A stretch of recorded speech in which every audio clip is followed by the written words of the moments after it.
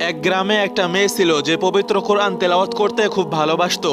সময় পেলে সে কোরআন তেলাওয়াত করতে বসতো। রাতে যখনই ঘুম ভাঙতো তখনই সে কোরআন পড়তে শুরু করত। এভাবে বেশ কিছুদিন যাওয়ার পর সেই মেয়েটি মারা যায়। আর তখনই ঘটে এক অদ্ভুত ঘটনা। হঠাৎ একদিন রাতে ওই মেয়েটির মা মেয়েটির রুম থেকে কান্নার আওয়াজ শুনতে পান। তখন তিনি ভয়ে সেই ঘরে না গিয়ে পরের দিন সকালে মেয়েটির বাবাকে খবরটি জানান, কিন্তু তিনি বিশ্বাস করেননি। পরের দিন রাতে আবার তার মা সেই কান্নার আওয়াজ শুনতে পান। তারপর মেয়েটির বাবাকে ডাকেন। মেয়েটির বাবাও সেই আওয়াজ শুনে ভয় পেয়ে যান। তারপর সকালে এই ঘটনা মসজিদের ইমাম সাহেবকে বলা হয়।